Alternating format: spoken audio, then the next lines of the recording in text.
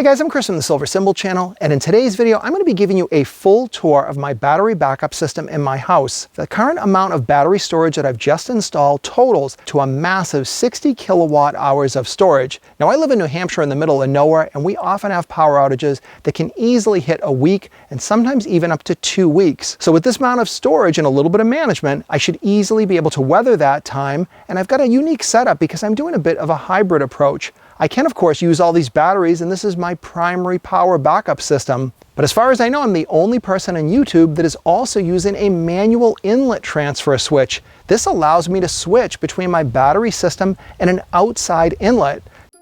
Right now in New Hampshire, everything is looking nice. It's the middle of summer, but unfortunately when summer's over and we hit fall, things take a nasty turn. We get some very severe storms here, and most of the country's getting all kinds of wacky weather nowadays, and power outages are worse than ever. And last year, this one was a doozy. We got 6 inches of rain in under an hour. Wasn't even in the forecast. In fact, surrounding towns didn't get hit, and it took out our power for almost a week, and my driveway was wiped out.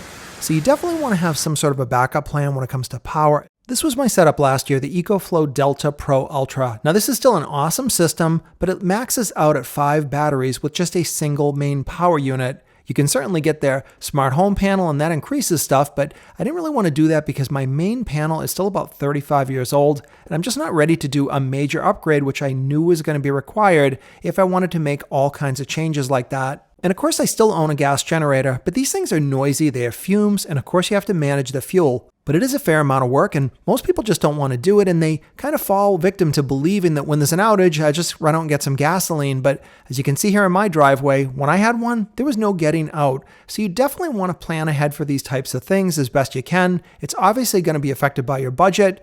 Now we're down in my basement, and inside this space there actually used to be a 275-gallon fuel oil tank when this house was heated by oil. That tank's since been removed, and this closet is tight, but fortunately it was perfect for fitting these batteries and my entire Ecoflow setup. This is the brand new Ecoflow Delta Pro Ultra X. I've already done a breakout video on this with a full review, so I'll link that in the upper right hand corner if you want to see all the details. But the important parts are, with just a single main power unit, this thing outputs 12,000 watts continuously. Now that means 50 amps of output, but what's awesome is they still kept a 30 amp outlet because many people have a 30 amp existing setup. So if you're not ready to upgrade that portion right away, you can still max out the 30 amp output, and that's exactly what I'm doing here. But the other huge bonus, as you can see here, is this unit can actually support not just 5 batteries, but 10 batteries in a single stack. Now I know there's 2 stacks there, but the stacks are cabled together essentially as one. Each of these batteries outputs 6.144 kilowatt hours of storage, so 10 of them together are going to give me almost 62 kilowatt hours of storage. And that's bigger than Tesla Powerwalls, and of course this stuff costs way less, and for many people you do the entire thing yourself. So we start off with the battery system. I only use a single unit. That's going to give me the full 12,000 watts of output if I want. So I am only using the 30 amp plug, so technically I can't reach that. I can only go to 7200. That is all done. The entire interface is done through this single generator style cord. Black cord runs to here. This is my generator inlet, just like you'd have for your gas generator, except as you can see, there is a conduit that connects this inlet to this switch box. Here I can go between the outdoor or the indoor. Now this is nothing more than a 3-way switch. It switches everything except for the ground. The power interface line feeds in from here. You can see there's 2. That orange cable feeds into my main panel, which then goes to this interlock breaker. This single breaker is the interface from the Ecoflow to my main. This is a safety panel that prevents both the power to the street being on and the battery system or generator on. That way I can never backfeed the grid, which is code, and that's the safe and really only way to do it. These other panels are just additional circuit breaker panels for other things in the house, but everything can be fed with the generator switch box. Right now, this is just in the middle position, which means it's not connected to anything.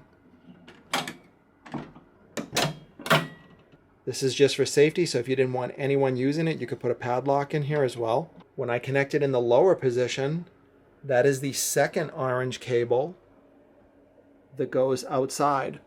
A little bit tricky to see. That goes to my outside inlet box.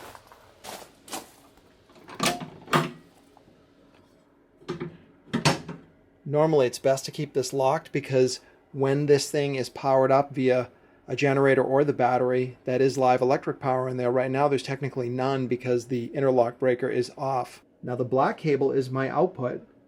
The yellow cable is my input. This is a 30 amp connector. Ties into this panel. Here is exactly what happens when the power goes out. I don't have anything prepped. Every switch is in the off position. This is my main to the whole place. Everything is out right now. The only light, of course, we have is the battery powered one. Because it could be the middle of the night and you're not necessarily thinking straight, these red dots are breakers that I do not want on. These are things like the pool pump. Next, we're going to switch our Ecoflow device on.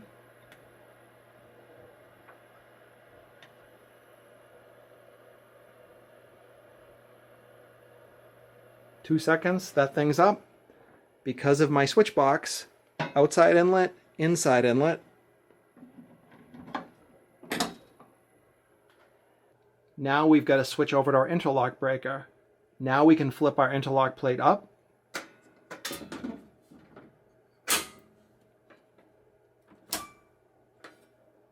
But the power still hasn't come back on. Everything's connected. The last step that I do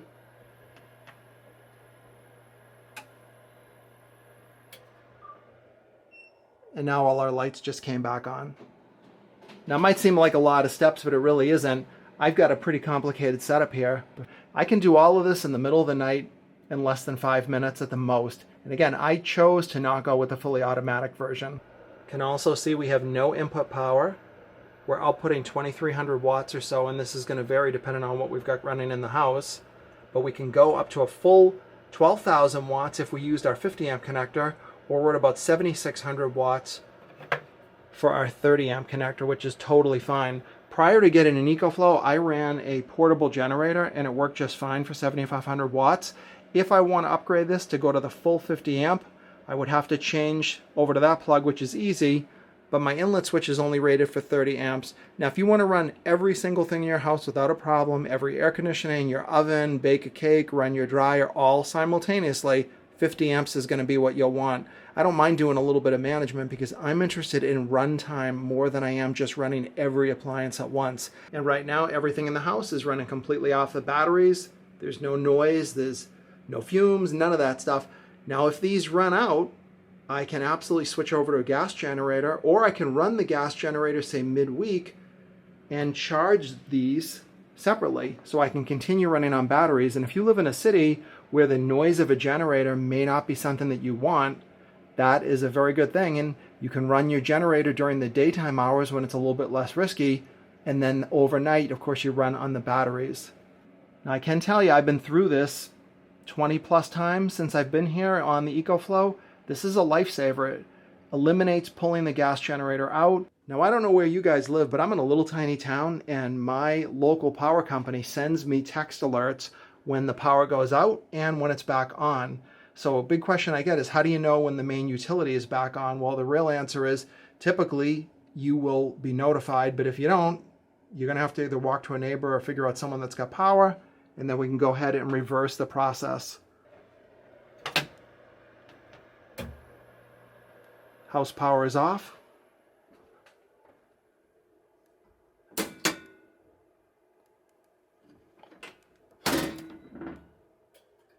You can tell by the camera shake that this is real, and now we're back to street power and everything is reversed.